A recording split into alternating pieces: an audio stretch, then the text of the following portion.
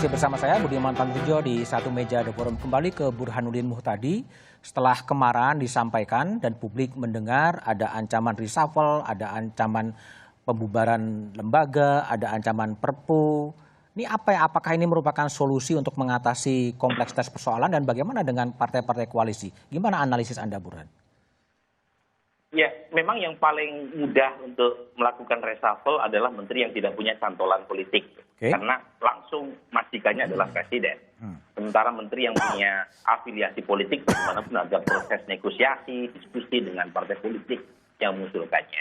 Tapi poin saya simpel saja, pernyataan sudah disampaikan oleh presiden kepada publik, pernyataan yang keras, gitu ya, termasuk menyebut eksplisit tentang reshuffle. Kalau tidak terjadi reshuffle, itu bola kembali ke alamat pengirim. Ibarat tadi peribahasa yang saya sampaikan, ya, kebanyakan halilintar tanpa ada hujan, gitu. Jadi ini justru kembali menjadi ke tangan presiden untuk menunjukkan apakah apa yang disampaikan di tanggal 18 Juni itu betul-betul kenyataan atau tidak. Itu satu. Yang kedua, yang menurut saya penting, kalau kita lihat sumber utama penurunan kepercayaan, kepuasan terhadap demokrasi itu ekonomi. Bahwa ada hal-hal tindakan terkait dengan apa yang kita sebut sebagai penurunan indeks demokrasi, iya. Intoleransi makin meningkat, iya. Tetapi secara umum, masyarakat itu tidak puas terhadap kinerja demokrasi karena ekonomi. Nah, ekonomi hancur, kebetulan ada COVID 3 bulan terakhir ini. Jadi mau tidak mau kalau ditanya, apa yang harus dilakukan oleh pemerintah? Yang menggerakkan ekonomi dengan segala constraint-nya akibat COVID. Jadi ini yang cuma memang strateginya harus benar, ya. Kalau saya pribadi misalnya soal new normal itu nggak boleh pemerintah pusat yang bicara. Harusnya dari bawah. Karena kalau dari pemerintah pusat yang ada di kepala mereka ya Pak Terawan gitu. Jadi seharusnya itu di bawah sehingga orang tidak melihat soal new normal bagian dari kiat pemerintah untuk menggerakkan ekonomi. Tapi kalau misalnya pemerintah daerah yang bicara, mungkin orang bisa mengaitkan dengan kenyataan beberapa daerah sudah mengubah misalnya dari zona merah menjadi zona hijau. Baik. Itu yang saya bisa dilakukan. Baik, Pak Nasir. Jadi apakah memang kemudian ini setelah wacana reshuffle muncul ini gimana? Lebih membangkitkan harapan bagi partai-partai koalisi atau situasinya jadi seperti apa sekarang ini? Ya, Presiden tentu harus mencermati lagi ya pidatonya atau pengarahannya itu. Kan masih ada waktu bagi Presiden untuk kemudian merenung apa yang telah disampaikannya itu. Ya. Maksudnya? Karena ya artinya jangan sampai kemudian ya orang menilai ini omdo, ya omong doang, ya. Padahal mereka punya tugas berat. Presiden kan punya tugas berat. Perpu itu kan pemulihan ekonomi nasional. Ya bagaimana antisipasi dan kemudian kita beranjak di tahun 2021 ekonomi kita seperti apa. Ya. Karena situasi ini berpengaruh ya kan dengan APBN kita. Nah, karena itu menurut saya Presiden itu harus merenung kembali apa yang disampaikannya itu. Ya, apakah ada aksi atau kemudian hanya marah-marah saja yang tidak ada ujungnya, ya atau kemana-mana gitu kan, ya sehingga kemudian Presiden. Kalau Anda baca kan kemana arahnya? Kalau menurut saya Presiden pasti akan mereshuffle. Hanya waktunya kapan nggak tahu kan? Ya tentu saja. Ya kalau memang beliau berani mereshuffle, maka kemudian publik. Kalau PKS diajak mau ya? Kalau PKS diajak mau? PKS sudah memposisikan ya di luar pemerintahan. Sekarang kalau diajak kan mungkin aja kan? Kalau soal diajak atau tidak ajak itu soal lain. Tapi posisi kami tetap di oposisi, di luar pemerintahan. Nah karena itu yang diharapkan oleh publik bagaimana pemerintah bisa hadir, ya bisa hadir dan meringankan beban rakyat Indonesia menghadapi pandemi global ini. Baik, Bung Ansi. Jadi gimana setelah Api Halilintar membuat banyak orang kaget, kira-kira apa yang mau dikerjakan oleh Presiden? Ya, Presiden menegur, memarahi, maksudnya kabinet ini berubah. Ya, berubah menuju baik. Jadi kualitas kinerjanya itu mengalami perbaikan. Jadi kita lihat, kalau kualitasnya tidak mengalami perbaikan, ya silakan reshuffle. Tetapi kalau ternyata setelah kemarahan ini kemudian menimbulkan perubahan yang cukup signifikan, saya kira bisa diteruskan kabinet ini. Ini kan presiden yang kemudian memiliki hak prerogatif untuk itu. Ya, jadi ini bukan sekedar ancaman, tetapi ini pesan yang disampaikan oleh presiden berubah loh.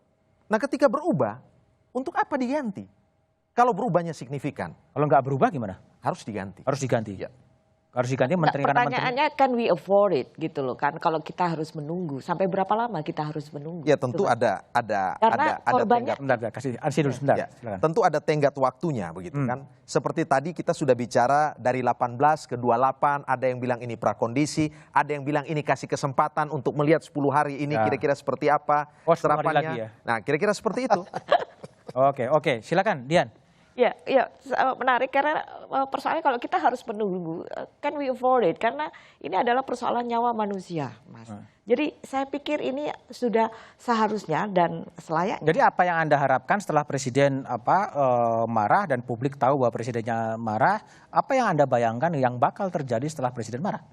Saya tidak, I'm not fortune teller, itu pertama. Tapi yang jelas bahwa situasi ini harus direspon dengan kebutuhan menghadapi tsunami ketidakpastian, karena semua negara mengalami itu.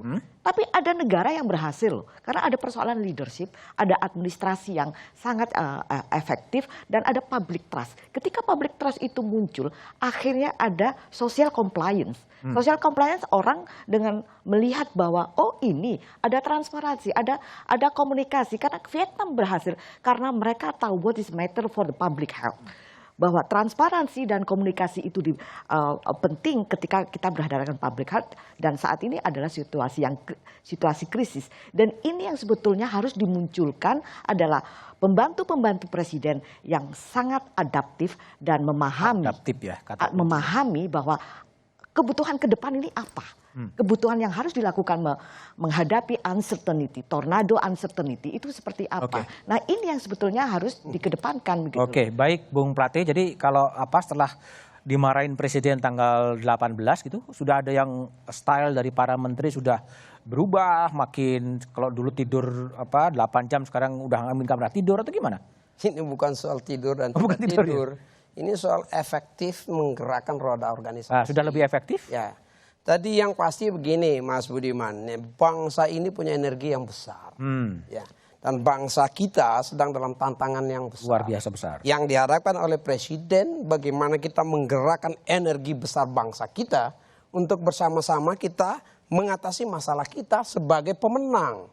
Kalau kita lihat dengan bangsa-bangsa lain saat ini ya, tekanan-tekanan ekonomi terhadap negara-negara besar itu jauh lebih dahsyat dari Indonesia. Hingga saat ini ada tekanan yang besar, ya ada kontraksi di dalam perekonomian kita, tetapi tidak segawat seperti di bangsa-bangsa lain. Perubahan apa yang diharapkan? Ya, yang kita harapkan pada saat kita bisa menahan ya agar kontraksinya tidak seburuk bangsa lain, ekonomi, ya? Di saat yang ekonomi misalnya ya, di saat yang sama dengan energi besar kita, harusnya juga kita bisa keluar agar kita menghindari kontraksinya. Dan inilah pesan yang disampaikan oleh Bapak Presiden kepada anggota kabinetnya dan kepada bangsanya.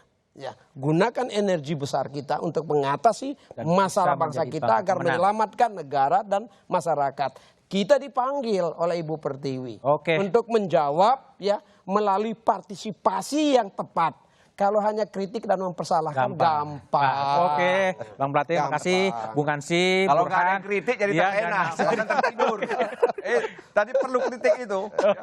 Kalau nggak tidur nanti pemerintahan. Ya betul. Tapi yang penting sekarang ini Ibu Pertiwi memanggil kita semua untuk memberikan sumbangsi bagi penyelamatan bangsa, negara dan rakyat. Ibu Pertiwi memanggil. Kritik itu tidak gampang. Makasih.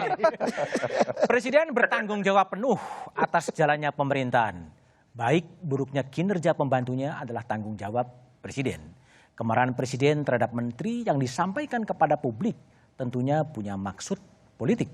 Kini publik menanti apakah kemarahan tertunda itu merupakan klimaks dari sebuah drama atau akan berakhir dengan perombakan kabinet. Apapun kekuasaan itu haruslah didedikasikan untuk kepentingan rakyat. Demikian Satu Meja The Forum malam ini. Sampai jumpa pekan depan. Selamat malam dan terima kasih.